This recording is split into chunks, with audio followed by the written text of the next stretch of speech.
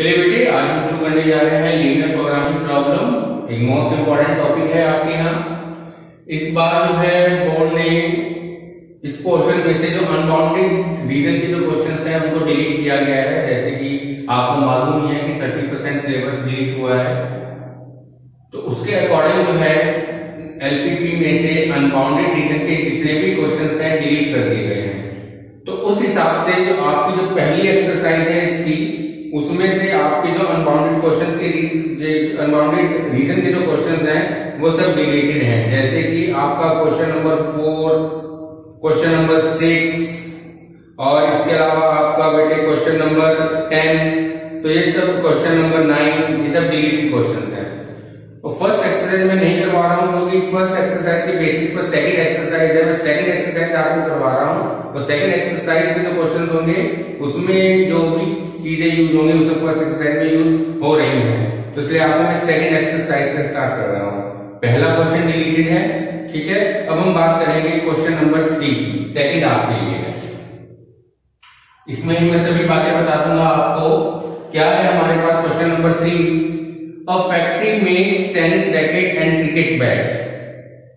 A tennis racket takes 1.5 hours of machine time and 3 hours of craftsman time। कि एक tennis racket को बनाने के लिए दो तरह का टाइम यूज कर रहे हैं हम, एक मशीन टाइम है और एक क्राफ्ट्समैन टाइम है।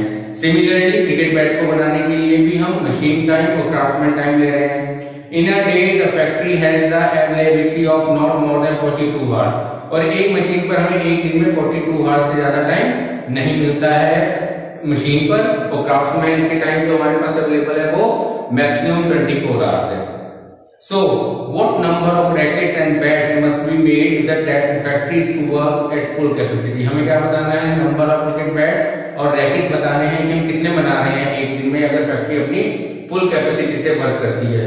और किसी अगर रैकेट पर ₹20 और क्रिकेट बैट पर 10 रुपए का प्रॉफिट है, तो हमें टोटल प्रॉफिट कितना हम गेन कर रहे हैं, ये हमारा पूरा जो है क्वेश्चन है। देखिए किस तरह से हम इस क्वेश्चन को स्टार्ट करेंगे। सबसे पहले हमने मान लिया कि late number of rackets made X, second number of cricket bat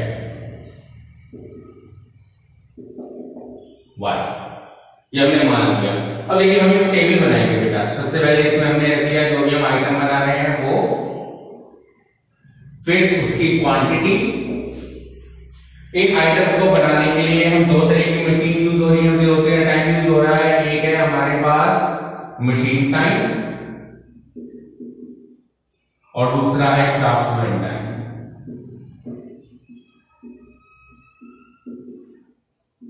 और जो किसी चीज हमारे पास है वो यहां पर है प्रॉफिट।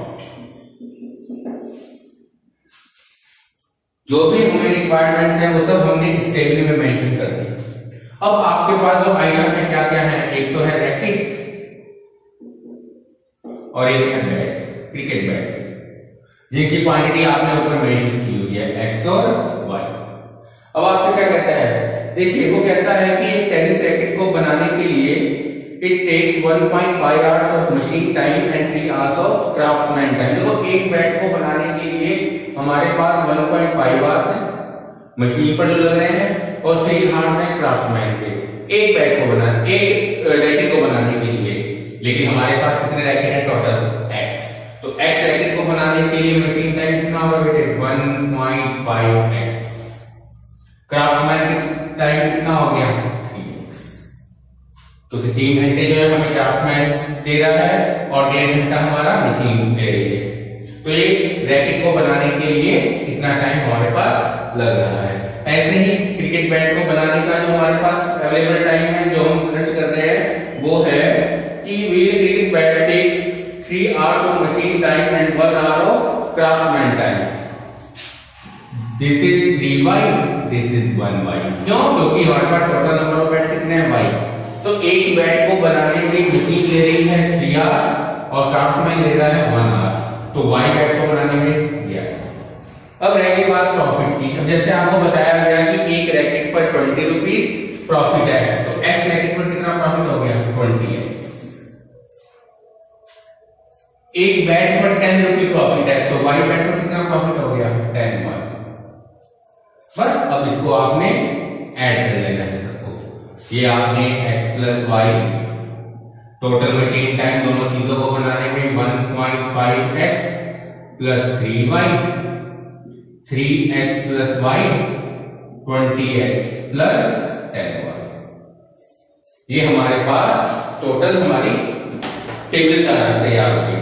अब इस टेबल के अकॉर्डिंग हम अपनी इनइक्वालिटीज को फॉर्म करेंगे। देखिए इनइक्वालिटीज कैसे फॉर्म। सबसे पहले हमारा जो ऑब्जेक्टिव देखो, यहाँ हमारे दो ऑब्जेक्टिव है। पहला ऑब्जेक्टिव है कि हम एक दिन में यानी अगर फुल कैपेसिटी से फैक्ट्री वर्क कर रही है तो हम कितने क्रिकेट बैट और रैकेट बना रहे हैं मैक्सिमम। ठीक है, तो यहाँ पहला ऑब्जेक्टिव फंक्शन हुआ वो क्या हुआ, maximum z is equal x plus Y.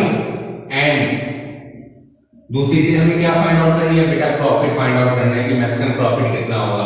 तो maximum profit P is equal 20x plus 10y। ये हमारे पास पूरी इक्वेशन का ये जो है हमारा, ये कहलाता है हमारा ऑब्जेक्टिव फंक्शन। ये मैं लिख देता हूं सामने, ये क्या कहलाता है, ऑब्जेक्टिव फंक्शन।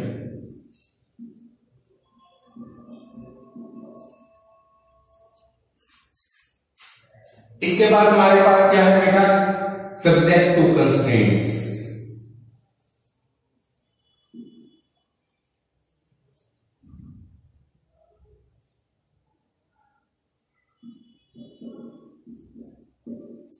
अब सब्जेक्ट टू कंस्ट्रेंट्स क्या है, रेस्ट्रिक्शंस क्या है हमारे ऊपर।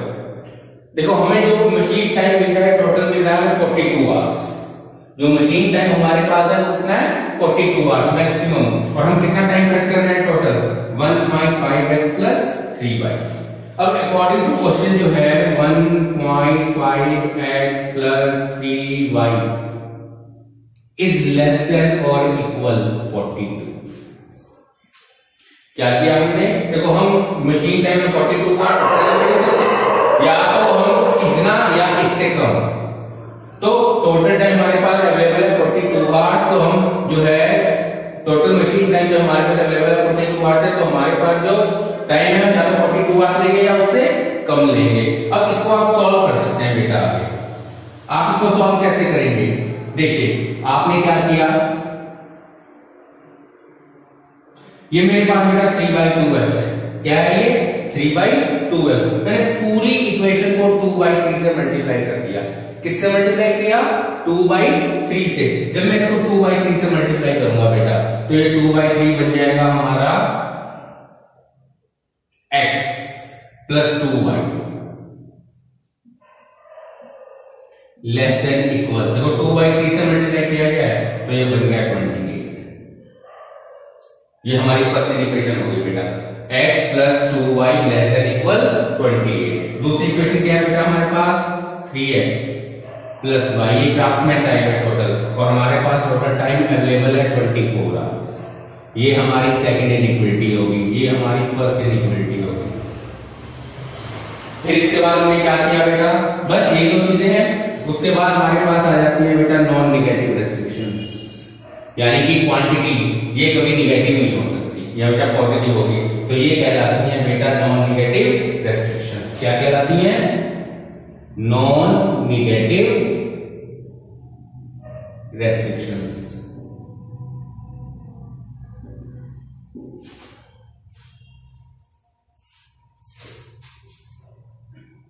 तो इस तरह से बेटा ये हमारी एलपीपी तैयार हो गई। अब इस एलपीपी को हमें सॉल्व करना है। अब देखिए इस एलपीपी को हम सॉल्व कैसे करेंगे, हमने एलपीपी तैयार कर ली। अब आपकी जो पहली एक्सरसाइज है उसमें ये एलपीपी आपको तैयार मिलेगी पूरी। यहां हमने इसको फॉर्म किया, यहां हमने इसको बनाया, लेकिन जो पहली एक्सरसाइज है आपकी वहां ये एलपीपी बिल्कुल तैयार है आपके पास। बस आपको इसको सॉल्व करना है। सॉल्व करने का तरीका मैं आपको बता रहा हूं कैसे करना है सॉल्व। देखो सबसे पहले जो हमारी इनइक्वालिटीज हैं 1 और 2, इनको इक्वालिटी में कन्वर्ट करो। लो ये हमने सबसे पहले इसको इनइक्वालिटी में कन्वर्ट किया। लेट लाइन 1, इसको हमने लाइन 1 बना दिया, x plus 2y is equal 28। और सेकंड हमारी क्या इक्वेशन है, उसको भी ले लो। L2 हमारे पास है 3x plus y is equal 24। पहली line x plus 2y is equal 28, दूसरी इक्वेलिटी को हमने लाइन में कन्वर्ट किया 3x प्लस y इक्वल 24। अब इंटरसेक्शन पॉइंट मिला,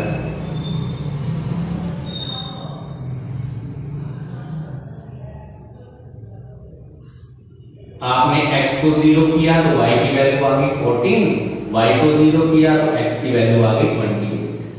सिमिलरली यहां पर भी आपने यही काम किया,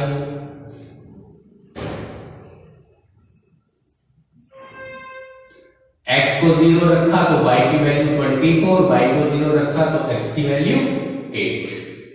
अब आपने क्या किया, put x equal 0 y equal 0 in first inequality. Origin test जो आप लीनियर इक्वालिटी में किया करते थे लास्ट ईयर, वो ओरिजिन टेस्ट हम करने जा रहे हैं बेटा।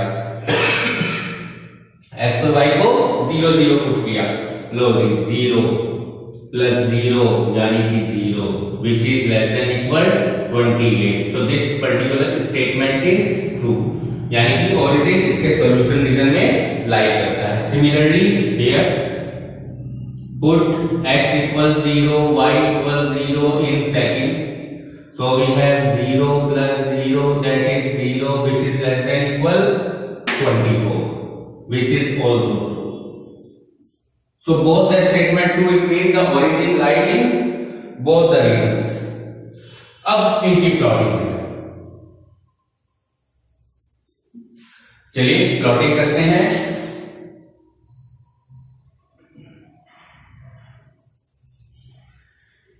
x ये y, ओरिजिन हम 4 का स्केल ले लेते हैं बेटा, 4 के स्केल से काम करते हैं। तो हमने 4 8 12 16 20 24, वो x की वैल्यू 28 तक है, चलो 28 तक ले लेते हैं, ये 28 हो जाएगा और ये फाइनल x हो जाएगा। 4 8 12 16 20 24 और ये 20, और यहां से भी 4 8 12 16 20 24।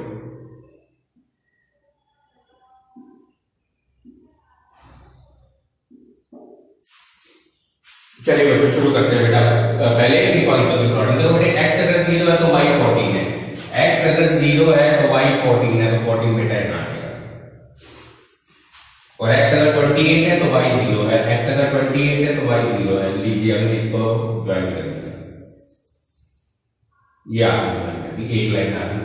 सेकेंड लाइन x अगर 0 तो y 24, x अगर 0 तो y 24, और सेकंड पॉइंट x अगर 8 तो y 0, तो बेटे दूसरा पॉइंट ये आ गया, इसको आपने ज्वाइन कर दिया।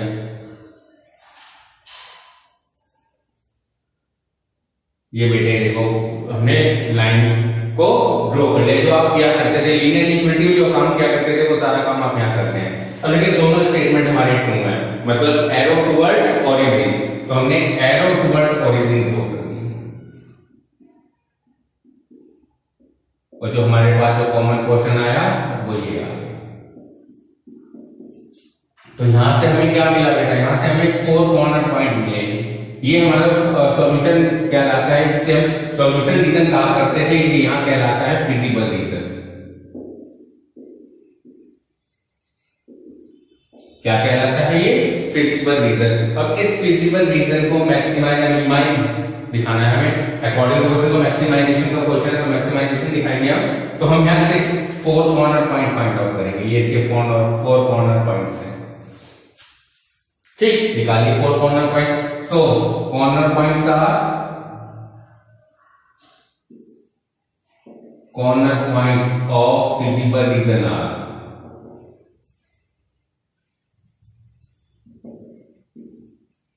पहला 0 0, दूसरा ये वाला पॉइंट 8 0, तीसरा पॉइंट बेटे ये 0 16, हाँ सॉरी 0 14, और 4th पॉइंट है बेटा ये वाला। इस पॉइंट के कोऑर्डिनेट आपको निकालने पड़ेंगे, कैसे, इन दोनों इक्वेशन को सॉल्व करना। और आप इन दोनों इक्वेशन को सॉल्व कर लेते हैं तो आपके पॉइंट आ जाएगा ये वाला। चलिए करते हैं दोनों इक्वेशन को सॉल्व। हमने इसको 2 से मल्टीप्लाई किया और सब्ट्रैक्ट कर दिया। देखो 2 से मल्टीप्लाई किया तो 2y से 2y कैंसिल, तो 6x माइनस x 5x। ठीक है, ये आ गया 5x इज इक्वल, आपने किससे मल्टीप्लाई किया था 2 से, तो 48, 40 माइनस 28, 48 में 28 20, तो x की वैल्यू बेटे आ गई 4। तो x की वैल्यू तो बेटा आ गई 4 आ गई है, और जब x की वैल्यू 4 आ गई तो y की वैल्यू क्या आएगी 12। ये बेटे आपके कॉर्नर पॉइंट्स हो गए, देखिए 1 2 3 4, these four are corner points भी है। अब इन कॉर्नर पॉइंट पर बेटे हम वैल्यू निकालेंगे इनकी, z की और t की। चलिए निकालते हैं। हमारे पास कॉर्नर पॉइंट्स हैं, हमारे पास z है x प्लस y और हमारे पास प्रॉफिट है 20x प्लस 10y। अब देखते हैं क्या होता है। पहला पॉइंट है 0 0, दूसरा पॉइंट है 8 0, तीसरा पॉइंट है 0 14 और पांचवा पॉइंट है हमारे पास 4 और 12। इन चारों पॉइंट पर अब हम z और t की वैल्यू निकालेंगे। चलिए बेटा x y तो z 0 हो गया, ये भी 0 हो गया। 8 रखा तो ये बना 8, ये बन गया 160। 0 14 रखा तो ये बन गया 14 और ये बन गया 140। और अगर 4 12 रखा तो ये बन गया 16 और ये बन गया 80 प्लस 120 यानी कि 200। अब देखो दोनों केसेस में मैक्सिमम वैल्यू ये है हमारे पास, ये और ये। तो इसका मतलब हमारे पास क्या आ गया, maximum z 16, maximum t 200 at x equal 4 y equal 12। इसका मतलब क्या है कि हम 4 तो रैकेट बनाएंगे, 12 ब्रैकेट बैट बनाएंगे, तब टोटल क्वांटिटी हमारी बनेगी 16 और मैक्सिमम प्रॉफिट हमें उस केस में होगा 200 रुपीज पर डे। ये बेटे हमारी पूरी की पूरी प्रॉब्लम जो है तैयार है। किस तरह से हमने प्रॉब्लम को फॉर्म करना है, एलपीपी बनानी है, एलपीपी को ग्राफिकली किस तरह से सॉल्व करना है और सॉल्व करने के बाद उसके कॉर्नर पॉइंट फाइंड आउट करने के बाद हम फाइनल रिजल्ट फाइंड आउट करेंगे। आइदर वो मैक्सिमम या मिनिमम कुछ भी हो सकता है। जब कॉस्ट होगी तो मिनिमम होगा, प्रॉफिट होगा तो मैक्सिमम होगा। सीधी सी बात है कि जब भी हम कोई काम करते हैं तो हम चाहते हैं कि हमें मिनिमम से मिनिमम हम कॉस्ट इन्वेस्ट करें और मैक्सिमम से मैक्सिमम प्रॉफिट हम गेन करें। तो ये एक परफेक्ट एग्जांपल है इस चीज को फाइंड आउट करने का। चलिए बेटा आप इसका स्क्रीनशॉट ले सकते हैं, फिर आगे बढ़ते हैं।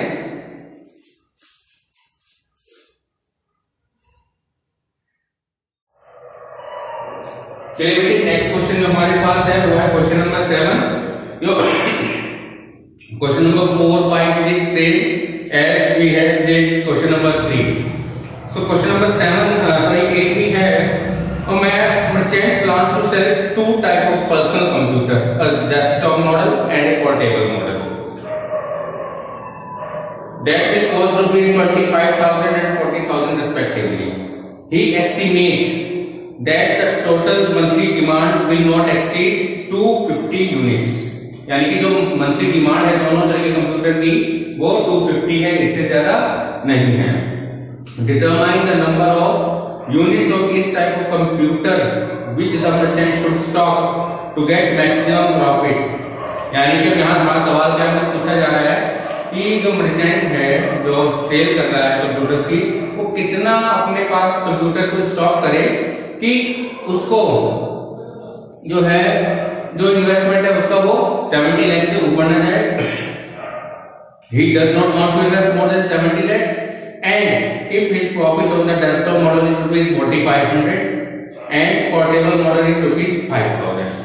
दोनों पर हमें प्रॉफिट भी दिया हुआ है बेटा, दोनों की कॉस्ट हमें गिवन है। अब देखिए कैसे करेंगे क्वेश्चन को। अब हमने मान लिया let number of desktop models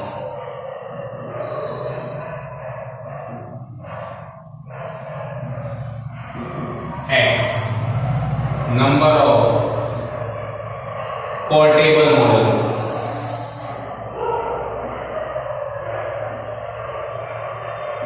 y। हमें नंबर ऑफ डेस्कटॉप मॉडल्स हमने ले लिए, नंबर ऑफ पोर्टेबल मॉडल ले लिए। अब हम क्या बनाएंगे, हम इसकी अब क्या कहते हैं टेबल बनाएंगे। आपको जैसे भी बनानी सिखाई थी आपको, यहाँ हमने आइटम्स रख लिए, यहाँ इनकी क्वांटिटी, अब इस बार हमें कॉस्ट गिवन है और प्रॉफिट गिवन है। बस ये चीजें हैं हमारे पास बेटा। अब देखिए हमारे पास क्या क्या है आइटम, हमारे पास है डेस्कटॉप मॉडल और पोर्टेबल मॉडल। पोर्टेबल मॉडल, अब क्वांटिटी इनकी एक की x दूसरे की y। कॉस्ट देखो बेटे, जो डेस्कटॉप मॉडल है उसकी कॉस्ट हमें गिवन है 25,000x। एक मॉडल की तो x की क्या होगी 25,000x। ऐसे ही पोर्टेबल मॉडल की जो कॉस्ट हमें गिवन है वो है 40,000। एक मॉडल की तो y मॉडल की कितनी होगी 40,000y। सिमिलरली प्रॉफिट, इसका प्रॉफिट है 4,500 रुपीज एक मॉडल का, तो x मॉडल का 4,500x, सिमिलरली 5,000y। तो अब आपके पास जो इक्वेशंस बन के आई हैं इनको ऐड कर लिया आपने, x plus Y 25,000x plus 40,000y, और फिर आ गया 4,500x प्लस 5,000y।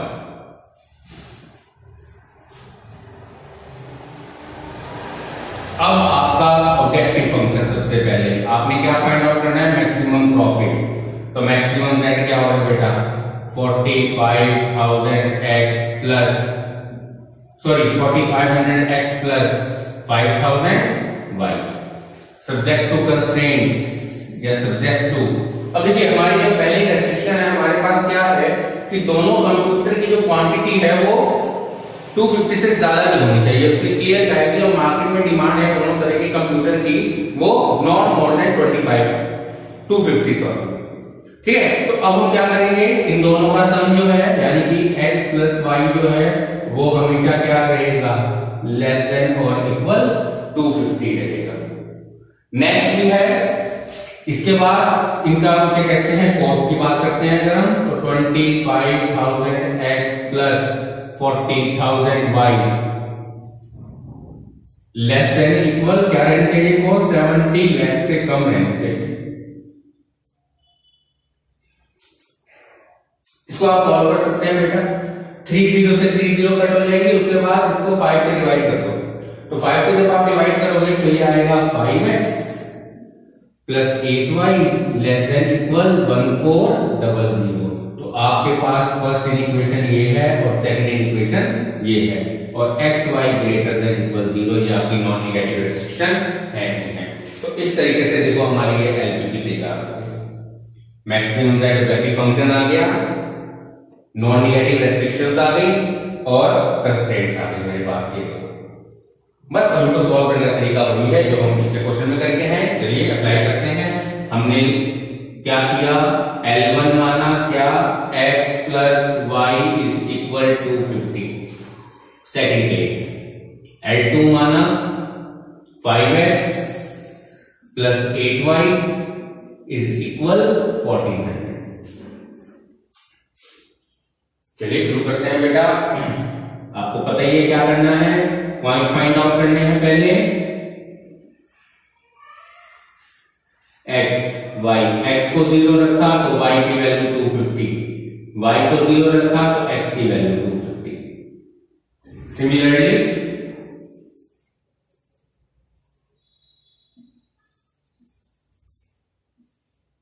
x को 0 रखा तो y की वैल्यू आ जाएगी बेटे क्या बनेगी, अगर हम रखें यहां पर x को 0 रखते हैं तो y की वैल्यू बनती है 8 × 8, 8 7 56, 8 5 40, और y को 0 रखते हैं तो ये बनता है 280।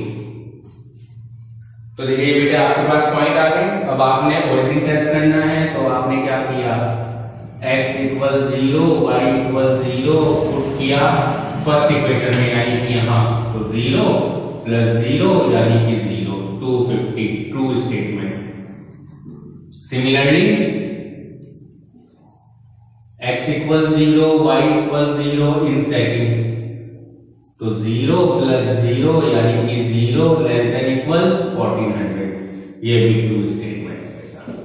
तो दोनों के दोनों आपके पास ट्रू स्टेटमेंट हैं। ठीक, अब इस प्रॉब्लम को सॉल्व करना है बाय ग्राफिकली। चलिए शुरू करते हैं ग्राफिकली।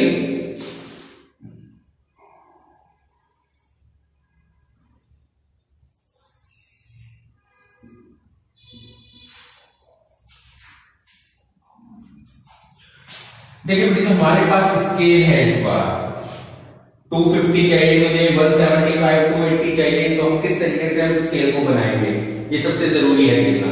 अब देखिए यहाँ पे अगर हम स्केल बनाते हैं 50 का, तो हमारा काम मिल जाएगा। अगर 50 का स्केल बनाते हैं तो बड़ा आराम से काम हो जाता है हमारा। हमने 50 का स्केल ले लिया, 50, 100, 150, 200, 250, 300। सिमिलरली 50, 100, 150, 200, 250, 300, 50, 100, 150, 200, 250, 300. Similarly, 50, 100, 150, 200. ये बेटा हमने पॉइंट ले लिए। अब पहला पॉइंट तो बड़ा आसान है, x अगर 0 है तो y 250 है, और अगर y 0 है तो x भी 250 है। ये तो कोई मुश्किल काम है ही नहीं, ये तो काम हो गया आसानी से हमारा। चलिए मेन यहां देखिए, x अगर 0 है तो y 175 है, x अगर 0 है तो y 175 है, 150 याद रखिए 175, और x अगर 280 है तो y 0 है, x 280 आपका लगभग यहां आ जाएगा बेटा, ये 280 की लाइन पॉइंट हो गया, तो इसको आपने ज्वाइन कर दिया। ये आप स्केल से काम करेंगे बेटा। तो अब आप जब एरो लगाते हैं क्योंकि दोनों स्टेटमेंट आपके ट्रू हैं, तो एरो ओरिजिन की तरफ लगेगी, तो आपका जो सॉल्यूशन रीजन है या फिजिकल रीजन है वो कौन सा हो गया, ये वाला, ये फिजिकल रीजन हो गया हमारा। तो यहां से जो हमें कॉर्नर पॉइंट मिलेगा, मैं सीधे लिख रहा हूं बेटा, कॉर्नर पॉइंट जो जो मिल रहे हैं, और z की वैल्यू आपने निकालनी है। z है 4500x प्लस 5000। चलिए कॉर्नर पॉइंट आपके पहला पॉइंट है 250, दूसरा पॉइंट है 0 250, और तीसरा पॉइंट बेटे इनको सॉल्व करके आएगा। लगभग मेरे ख्याल से अगर इसको सॉल्व करते हैं दोनों इक्वेशन को, आप इन दोनों इक्वेशन को सॉल्व करिए। आपने 5 से मल्टीप्लाई किया, जब 5 से मल्टीप्लाई किया तो ये कैंसिल, आपके पास क्या रह गया, 3y इज इक्वल 5 से करते हैं 1250, 1250 मतलब 150, तो y की वैल्यू आपके पास आ गई बेटे 50। जब आप इसको ग्राफ पेपर पे बनाएंगे तो बिल्कुल सही बनकर आएगी ये फिगर, क्योंकि ये मैंने विदाउट स्केल बनाई है तो इससे थोड़ी दिक्कत आ रही है। तो y की वैल्यू 50, ठीक, जब y की वैल्यू 50 है तो आपके पास x की वैल्यू कितनी रह जाएगी, आपने 5 से मल्टीप्लाई किया ना, तो ये कट हो गया, 8y माइनस 5y 3y, ये आ गया आपका 150। तो y की वैल्यू 50, जब y की वैल्यू 50 तो x की वैल्यू क्या है आपके पास 200, तो आपके पास पॉइंट आया 200 और 50। बस अब आपने यहां से इसका फाइनल रिजल्ट फाइंड आउट कर लेना है, z की वैल्यू फाइंड आउट करनी है, और अच्छा 1 0 0 तो है, ये पॉइंट आ जाएगा आपके पास। ठीक है, चलिए शुरू करते हैं बेटा। ग्राफ देख के आपको ऐसा लग रहा होगा कि ये 250 पॉइंट आ रहा है, लेकिन जब आप ग्राफ पर इसको बनाएंगे तब आपको एक्चुअल इसकी पोजीशन पता चल पाएगी। चलिए शुरू करते हैं। 250 रखोगे तो क्या आएगी z की वैल्यू यहां पर, बस ये 0 हो गया, यहां वैल्यू रखी जाएगी 000, 25 5 125, ये आ गया आपका, है नहीं गलत हो गया, गलत हो गया 1, ये आएगा बेटा आपका आंसर। फिर इसके बाद इसकी मल्टीप्लाई इसके साथ, तो ये आ गया 1 2 5 और 4 0, फिर इसके साथ क्या बनेगा, ये बन जाएगा 90 40 प्लस 50 40, यानी कि रिजल्ट क्या आ गया 11540। कुछ गलत आ रहा है बेटा सर, ऐसा तो नहीं होना चाहिए।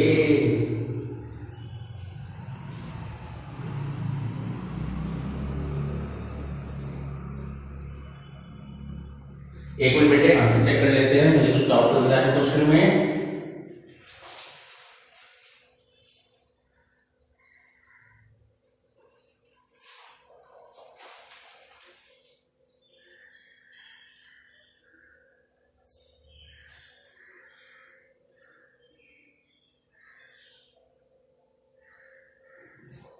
आंसर तो कुछ ठीक आ रहा है।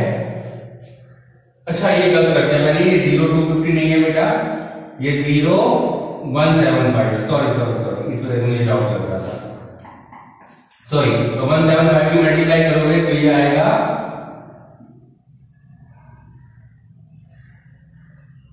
और ये 30, ये आ जाएगा बेटा, और 0 पे तो 0 ही है। तो देखो मैक्सिमम वैल्यू ये आ गई, तो मैक्सिमम z इज इक्वल आ गया 11.5, ठीक है। और एक्स है 200, यानी कि डेस्कटॉप मॉडल खरीदे 400 और पोर्टेबल मॉडल कितने परचेज करें वो 50, जिससे कि उसको मैक्सिमम प्रॉफिट हो। तो ये बेटे आपका लीनियर प्रोग्रामिंग का पहली जो सेकंड एक्सरसाइज है उसके क्वेश्चंस हैं जो आपने करने हैं। मैं आपको बता दिया है कि फर्स्ट एक्सरसाइज में आपने कौन से क्वेश्चन करने हैं, मैं सेकंड एक्सरसाइज में भी आपको बता देता हूं कि आपने कौन से क्वेश्चन नहीं करने हैं। तो आपने फर्स्ट क्वेश्चन नहीं करना है बिल्कुल भी, फर्स्ट के बाद आपने 9 10 ये क्वेश्चन भी आपने नहीं करने हैं। तो ये आपकी बेटे पहली और दूसरी एक्सरसाइज का जो वर्क है ये आपके पास आ गया है, जो आपने कंप्लीट करना है बेटा, ठीक है। चलिए आप इसका स्क्रीनशॉट ले सकते हैं बेटे।